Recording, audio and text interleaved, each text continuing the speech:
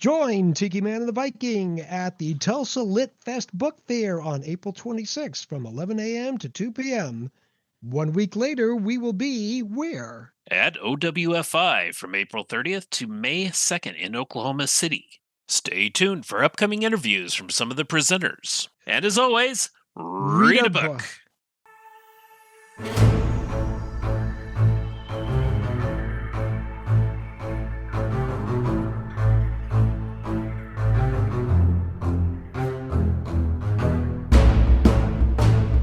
And welcome to Tiki Man and the Viking podcast. He is Tiki Man. I'm H.P. Barlow, the historical crime fiction author of the Ark City Confidential Chronicles and the Wichita Chronicles, and he is the Viking. I am William Bryan Johnson, author of Held to Pay, The Dark Cry of Aristid, and Middle-Aged Man in a Trash Can. And we got a special guest today. We do have a special guest today because we're coming up on OWFI, so we're going to be talking to some of the speakers at this year's conference. That's April 30th to May the 2nd for those who don't already know. But Alva, Oklahoma native Nick Lyons is the author of the award-winning novel The Baptist Bootlegger, an historical fiction novel set during Prohibition in Oklahoma, as well as the soon-to-be-released novel Bookshop Soundtrack. He found community with the writing groups Red Dirt Writers, Rose Rock Writers, and OWFI, where he has served in a variety of roles, including president. Nick was presented with OWFI's honorary life membership in 2024. When he's not writing, he teaches high school English and speech. He's a husband, a dad, a guitar player in the group The Dead Armadillos, and a wood turner. What doesn't he do? Nick, welcome back. Glad to have you again. Hey, thanks. I'm glad to be here, naturally. Absolutely, absolutely. So you got a new book coming out, Bookshop Soundtrack. Lay it on us. What's it about? When's it coming out? All that fun stuff. Okay, the release date is officially May the 13th. I happen to have a copy of it, but Nice. Comes out May the 13th, and it is it's a love story. So something I wasn't quite prepared to write, but I wrote it. And the idea came from there's a bookstore in Crescent where I teach, and the owner, Karen, has been really good to me. She's sold a lot of the Baptist Bootlegger through there. We've had several book signings there. Had a really good time going there. And one time I was there and I was just thinking, man, it'd be really cool to have a story set here. And so I set out to write a short story, and then I just kept writing it. And as I was writing it, the main character is a middle-aged woman, which I am not. And so I had to, had to think outside of my box a little bit. But as I was writing it, started to learn more about her as a character, and, finding out that she's a former pop star and songwriter and musician. And she hooks up with a songwriter and musician, and they start to explore music together. And so I was also able to throw in some songs in there as I was going through, like songs that I had written. And so I was throwing some of those in there, throwing some of the lyrics in. And I actually had a song that I had written probably a year and a half before I started working on this book, and I hadn't done anything with the song. And as I was going through, I stopped and looked at those lyrics, and I was like, these lyrics are perfect for this. And so I just started throwing that in little by little. That song, no, we'll come back to that song. But yeah, so that was the love story aspect of it. She meets a guy, and they start to fall in love. They go, travel around a little bit, but I was able to throw songs in there. And since it's called Bookshop Soundtrack, I also thought it'd be really fun to throw together a curated playlist. So I actually have on Spotify and Amazon Music, I have a playlist that I've made for one song for every chapter in the book. So that is amazing. Yeah. But this is a complete 180 degrees away from Baptist Bootlegger. It is. Yeah. Yeah, it totally is. So with you writing music for this, are you ever going to record it? Great question. I actually have. She explores a couple of songs in this. One of them is called City Streets. She records it at the very end of the novel, and we released it. The Dead Armadillos released it last year. We actually recorded it just a little over a year ago last week, and And then the next song, the main one that I was alluding to, it comes out on the 25th. So just next week, it'll be out on Spotify and Amazon and wherever else you listen to music. But it is called Where I Belong. Now, I can't. are you performing with Dead Armadillos, or are you guys just kind of getting together and jamming? We're just getting together and jamming when we have time. Unfortunately, January, February, and March, basically every Saturday for me is booked with speech competitions. And so once we hit April, I'll maybe have a weekend available. We can get together again. But we've recorded. This is song number two since our like we had kind of a 5 or 6 year hiatus, and so this is song number two that we've recorded together. We've got two more that we've been working on. And then I've got another one that I've written, and we're talking about maybe even throwing some covers together and stuff. But we're not really getting out and gigging. It's more just like just playing the music and having fun doing that. And how is I just speech get. going for you this year? How is speech going? Yeah. It's great. We've had a really good season. I'm the tournament director for our regional this year, so that's what's been keeping me busy the past couple weeks because regionals is next weekend on the 27th, 28th. Oh, wow. And so it's coming up real quick. So I'm in charge of putting all that together now. Which I've been the president of OWFI. This is nothing for me. So Oh, no, no thing. That's right. How many schools do you have at this? we have, let's see, I think 9 schools. We have 212 entries across the 16 events. My school personally, we're taking 31 or 30 entries with 18 students going. Wow. And a good portion of them have really good, going to be really good contenders at state. So we'll have state in April. Now, what was the Excellent. writing process like while all of this was going on? How'd you fit it in? It was slow, but so I used to always do NaNoWriMo during the month of November, and what I found was that I would get burnt out really quickly. I would write my it came out to about 1,600 words a day to get to the 50,000 mark. Right. And then once I got that 50,000 mark and the month was over, I would put the novel aside and not come back to it for a long time because I would be tired of it. And then going back and looking at it, it would just be so full of mistakes because I would just be writing as Right. quickly as I could. Right. And so with this one, I decided to approach it differently, write about 450 to 500 words a day, sometimes more if I was really feeling it, but 450 was about my minimum that I was trying to hit, and it was just a really nice slow exploration of the characters and the story. And if I needed to set it aside and write something else for a day, work on my blog or write a short story or something like that, I didn't feel guilt about it. I could do that and let it kind of rest in the back of my mind for a minute and then come back to it. And nobody was as surprised as I was that it finished. I mean, you're saying that you were surprised that I had a book coming out because you knew nothing about it. Me too. It happened, and it happened just organically, and it was a really fun process to go through. And Was that different than Baptist Bootlegger in terms of the process for each? yes, absolutely. Baptist Bootlegger, I was thinking about for a really long time before I finally sat down to Right. write I it. remember that. Yeah. Yeah, Yeah. and it was finally it was NaNoWriMo. I did it during NaNoWriMo, and it was the same sort of process. I had a very long process with it, coming back to it, finally finishing it. I pitched it to Allie at OWFI. She said, "Send it to me." I sent it to her. She actually rejected it uh, and told me how to fix it. She said, "Make this better." And I knew what needed to happen. I initially had 4 characters that it would split between the POVs of, and one of those characters was terrible, and so I knew she needed to be cut, and so Mm. so that's what I ended up doing. But it took a long time, and then there was like a COVID pandemic or something at that Oh, yeah, time, yeah, and yeah, yeah. That's right. yeah, and I was also working on my master's degree and stuff like that. So it was a very slow going thing, but I finally did finish it and sent it to Allie again, and she said it was way better. And so she went ahead and signed it, and then of course it was published. But it was definitely a much longer process. 3 or 4 years worth of work into that. Where this was, I mean, I started this in October of 24, so just a Okay. year and a half later that we're getting it published. So Unbelievable. Did you find that your academic writing changed your voice?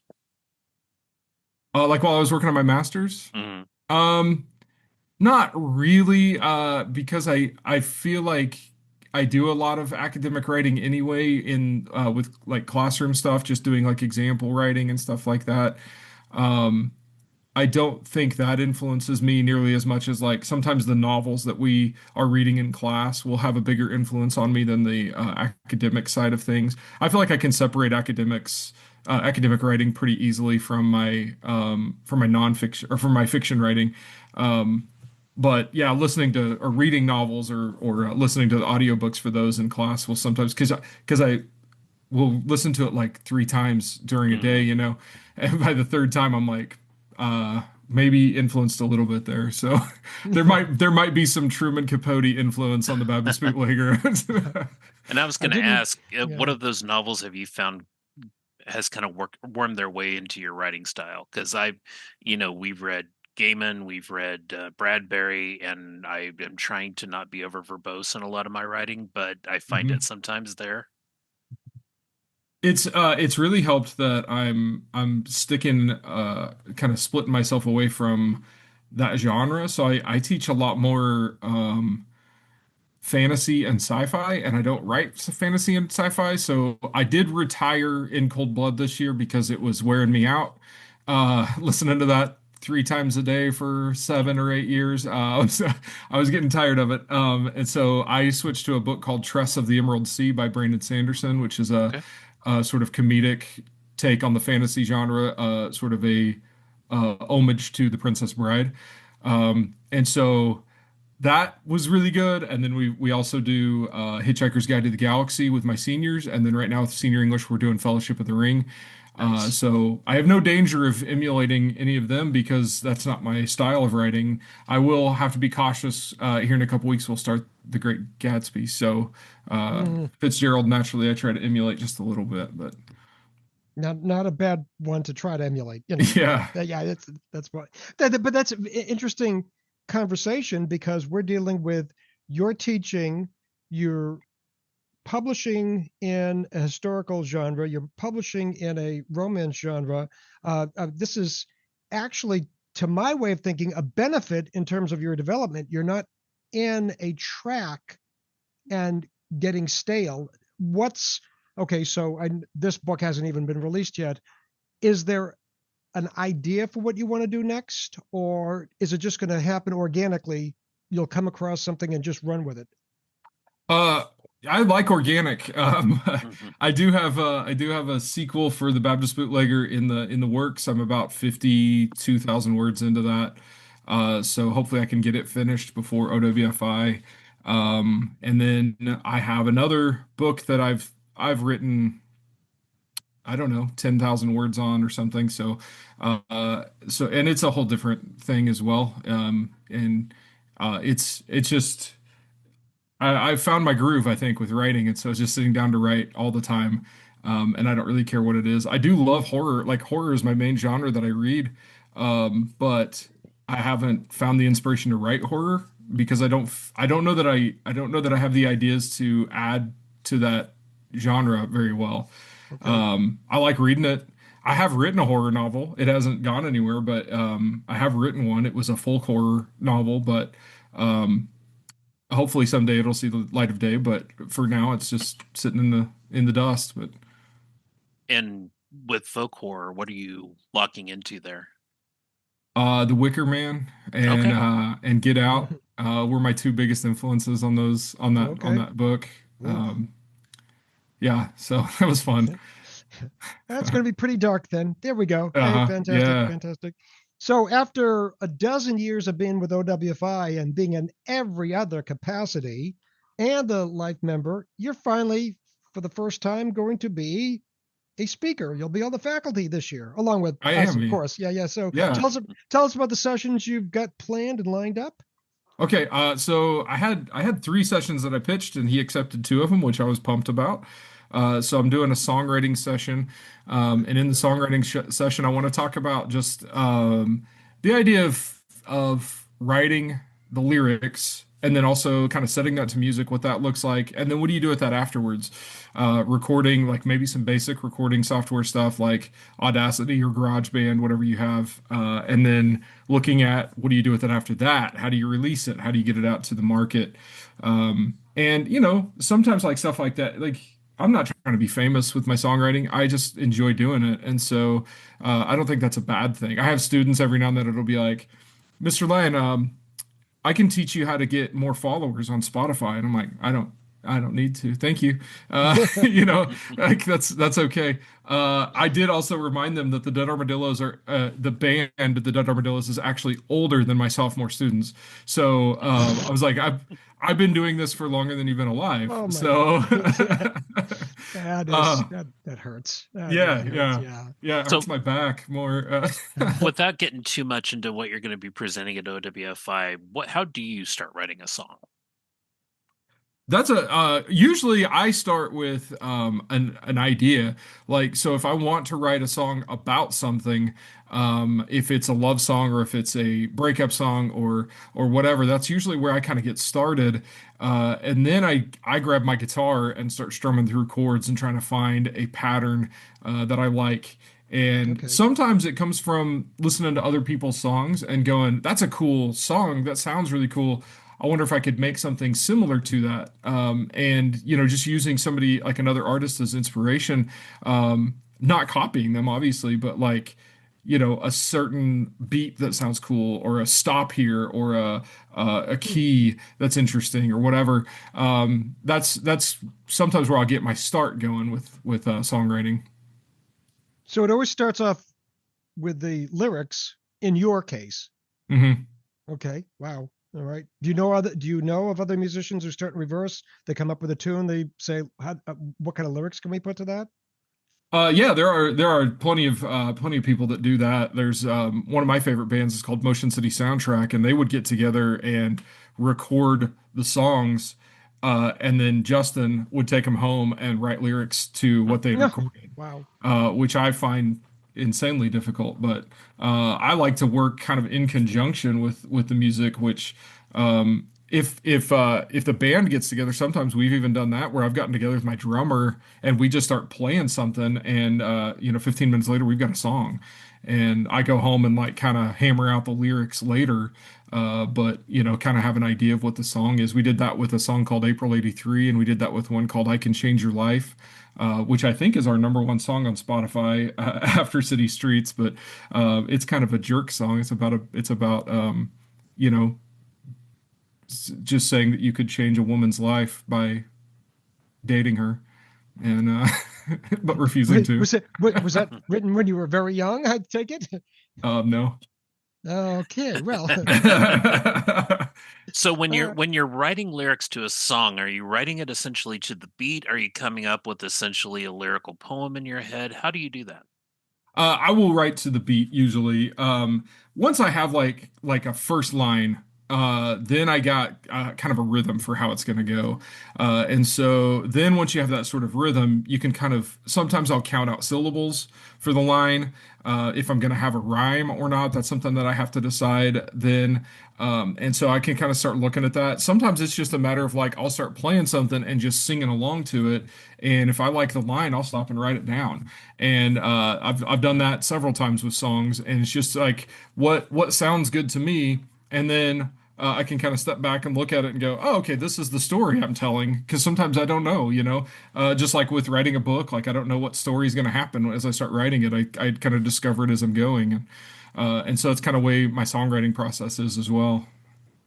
Are we to assume that the guitar will be part of your presentation? Yeah, of course. Yeah, Yeah, yeah, of course. I'll All have the right. guitar there. I'll have my harmonicas. We'll do a little music playing in there. Here, the complete unknown, huh? Yeah, that's right. Okay, so what's the other session? You've got two, right? Okay, yeah. So the other session is about script writing for high school speech competitions. So this is something that, of course, I've explored a little bit as a speech teacher. There's a lot of companies that we buy scripts from, and then like it just kind of occurred to me one day, I'm like, somebody's writing these scripts, and so I started kind of looking into it, and all of them will accept submissions. Now they don't sell for a ton. Right. but getting your name out there is kind of cool. Like the amount of times that I've heard there's a guy named Don Zalitis, and that's all he does is he writes scripts for high school competitions, for plays, for monologues, for humorous duets, for humorous interpretations. He that's what he does. That's how he makes his living. And so like if I go to a speech competition, there's a pretty good chance if I'm judging around that I'm going to hear the name Don Zalitis. And I know it means nothing to anybody else, but like I think that's kind of cool that you know that name from speech competitions. And so I started kind of tooling around with what it looks like to write a script like that for Yeah. a specific event in speech competition. So that was one of the things I just really wanted to talk about, being able to explore this idea. I think I called it like the untapped market or something, because it's just one of those worlds that we aren't super familiar with as writers, Right. and but knowing that it exists can maybe get those creative juices flowing a little bit. Maybe you get an idea for what you could write, and then kind of explore that. And it's just another outlet for our creativity. Talking about outlets, you've also blogged quite a bit. I do, yeah. Talk to us a little bit about that. Okay, so a couple years ago, I was at OWFI, and there was these guys, Tiki Man and the Viking, talking about blogging. Oh. Uh, yeah, Oh. yeah, Oh you remember yeah. that? Yeah. Yeah. Yeah. And I had a blog. I really had a blog. I think I posted like 7 times on it or something. I even won. Oh yeah. You won when you in the blog I category. I Yeah. even won. Yeah, the very first year that OWFI had a blog category in the writing contest, I won, and then I haven't really Yeah. published anything on Yeah. there since. And so going in there, listening to you guys talk about it, I was like, well, I could do this. I need to just revamp my blog, because like I think what it was I felt too much pressure from that win. I felt like I had to make everything this really poetic piece about life or whatever. And I had some good ones on there, but it was definitely a lot more work than just sitting down and just telling a story. And I was like, man, that's what all I really want to do is tell stories. And so I Good. changed it to I wanted to tell you a story is the name of it. And that was just kind of my approach, was that every week I would just have a story that I would tell, whether that was about my own life experiences, or at Christmas I was doing like some Christmas records and how they came to be, because I just find the Christmas genre kind of fascinating, especially when you start looking at like some of those old covers and stuff like that. But like, I was telling the story about the Colonel, KFC's Colonel Sanders, he put out 3 different Christmas albums that were just compilation albums, but they're all like Christmas with the Colonel. And it's like, I don't know why. But those kinds of things fascinate me, and so I was just kind of researching a little bit, telling some of those stories, and then telling stories about like my teaching career, about my Right. my career in with music, my writing career, just Yep. all those little Yep. stories like that. So that was just kind of the fun I was having with it. Do you have I'd one of be your happy. favorite? I'd be happy to advocate for fried chicken replacing the Christmas ham. That's just Yeah, me. Okay. yeah, that's what they do in Japan, I found Yeah, out. yeah. What is one of your favorite blogs? One of my favorite, I mean, obviously I have a soft spot for the one that I won with. It was a story about just being a dad. It was when my son Boston was 2. He's 12 now. And Oh my just kind God. of, I know, and just kind of like what it was like to be a dad for the first time. And so I love that one. And but as far as like the recent iteration of telling stories, I really just like telling the stories of like my band and the music that we've played. I've told some stories about like how my songs kind of came about, what inspired me to write some of the songs. And I have a few more of those that I could probably publish, but I just those ones really mean a lot to me. I did have a really bad time in my teaching career in Guthrie, and Hmm. that one actually received the most amount of views so far to date on my blog. It had, I don't know, 1,000 views or something on it. The rest of them it's like 17 or 18, so it's a huge jump in numbers on that one blog. So, um, but that that one's not my favorite one. It was just one that had to be told. Yeah. I had Right. to get through that one, and then once it was over, it's like now when people ask me about it, I go, "Here, just read my blog." Well, I remember those days. I remember talking with you about it. I met you right before or right during all that Yes, right in the hitting the middle of that. fan, right? And Yep. it was just like, and everything has changed since. Now, it is well known about the culinary side efforts. It's well known about Brian's photography. You have a side effort that is creative in nature, which is your wood turning. Yeah. Talk to us about how that plays in and off of the other creative endeavors. Yeah, so wood turning, I started when I was in college. I took a wood turning class. I didn't know what that was. And I think a lot of people don't. When I tell them that I'm turning wood, they're like, why? I can just picture them like thinking that I'm just like moving a log or something. I don't know. But I took the class and found it to be a really cool way to create something different. And so I've just kind of stuck with it since then. So that's 22, 23 years ago. And I've upgraded my material and stuff, so I've Hmm. got lots of cool tools that I can use, and I can make really, really cool things now. And so it's just whenever that creative need, that creative itch needs to be scratched or whatever, I can step out there and kind of do that in my shop. And I wouldn't do it today because it's 30 degrees outside, but Yeah. Yeah, uh, yeah, yeah. Yeah. Welcome to well, spring break. I know, wow, it's beautiful. Uh, but yeah, I've turned all kinds of things from pins to letter openers to a walking stick to magic wands. But probably my favorite story is, oh, there's a pin right there. Yeah. My favorite story is probably that a couple 3 years ago I had a lady approach me about turning an urn. Um, for her son's Yeah. ashes. And so I Yeah. went out to her farm. We picked out a tree. It was a big chunk of walnut that we cut up and let it dry for about 9 months. I took it home. I rounded it down, let it dry some more, and then finally got the shape to where I liked it. And um, called her up. I said, "Hey, it's ready." She said, "Okay, cool." And so I took it out to her house, and of course, she was just beside herself, just crying and stuff.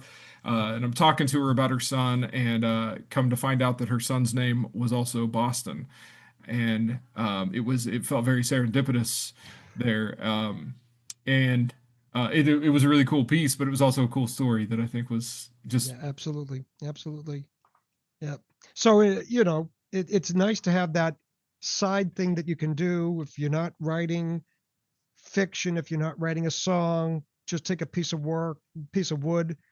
I think that the whole aspect of creating and craft that we always talk about is really down to one aspect. We take raw material or we take nothing and we make something out of it, which is such a blessing to be able to do. And just like we've discovered that from talking with so many different people throughout yeah. 2.5 years, and what they do and what their process is. What's next uh, in any of it, whether it's the music, the writing, the wood turning? What do you got going? What are you proud to tell us about that's coming up next? Well, I mean, obviously, the most proud I am is a bookshop soundtrack's coming out on May 13th. On May 14th, we're doing a book signing up at Paper Pages bookstore in Crescent, and that it's gonna be really fun. I'll probably bring my guitar and play a couple of the songs that are featured in the book and do a signing. The last time I did a signing up there for Baptist Bootlegger, it was a party. We had such a good time, and I'm looking forward to that. I have acquired a narrator for the audiobook. She is Oof. currently working on that.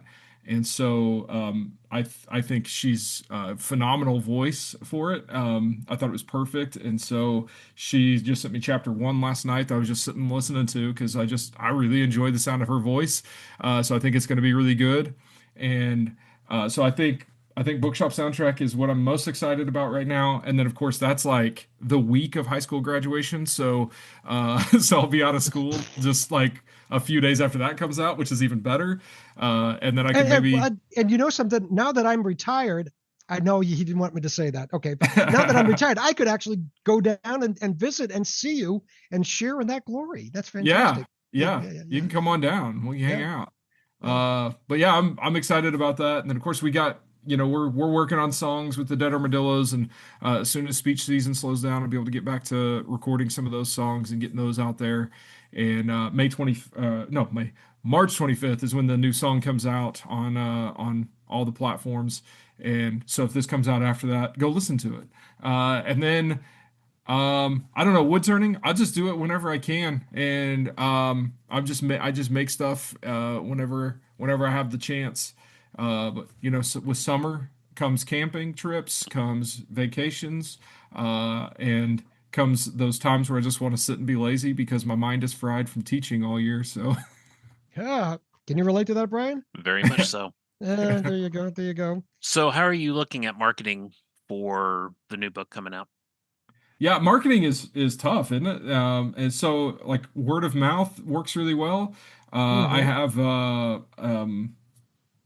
the local newspaper is going to pick it up and do a review of Oh, it. nice. Good. And just like those little things like that, trying to blog about it, trying to get people more excited about it. I know that Karen is posting a lot about it on her Facebook page, on Paper Pages Bookstore's Facebook page. I think she said that on the last post that she did about it, she had like 4,000 people view it or something, and I was like, wow, 4,000 Nice. people come to that book signing, I'll be pumped. So, Well, and then I'll do like a podcast. Oh, here I am. Oh, oh, hi. there you are. There you are. Hey, And of course, all the appropriate links will be included in the podcast. But next up to bat for all three of us is OWFI, April 30th to May 2nd. OWFI.org is where you should go if you are a writer or a creative of any sort. It is certainly worthwhile to attend. When did I meet you? 12 or 13, 2013, right? That was yeah, down in Norman, yeah. right? And Norman, yeah, that's Right. when we hung out. And Yeah. and then I've seen you progress in terms of, well, two kids and a book and all the different things you've done in OWFI. And I'm sure you're as much of an advocate for that organization as we are. So I hope everybody will take the liberty of coming down and meeting all of us in person live, where we're not as shy as we're coming across right now. That's for sure. Yeah. Yeah. We get a little liquid courage in us. We're good. Hey, we'll have it. Well, we'll talk about that on another episode. Thank you very much. Any last words for the people out there in Never Never Land listening? Thank you guys for having me on your podcast. It's a wonderful experience. As always, I just like talking to you guys, hanging out with you guys, and talking about writing, which I could do any day of the week. And yeah, absolutely. Come to OWFI, hang out with us, come listen to our sessions, tell us if we're bad. But if we are really bad, then buy us a drink, and There you go. hopefully we'll be better after that. And but we are. We're a great writing community, and it's really fun to just hang out with us and talk about writing and talk about the sort of creative side of life. Absolutely. All right. We end every single one of our podcasts with a famous saying now, and it is read a book. Read a book. Wow. Okay. Okay, No reaction. There we go. Thank you. Well, I mean, okay. How about this? Read our books. You don't have to read his. Yeah, no. Read every book. Read a book. Absolutely. Read a book. Thanks a lot, Nick. You guys take care of yourselves. Have a great day. Tiki Man and the Viking Podcast, brought to you by Rumination of Thunder Media. The following intro and outro music was used for this media project. The music Find Them by Alexander Nakrata. Free download from filmmusic.io. License Creative Commons Attribution 4.0 International.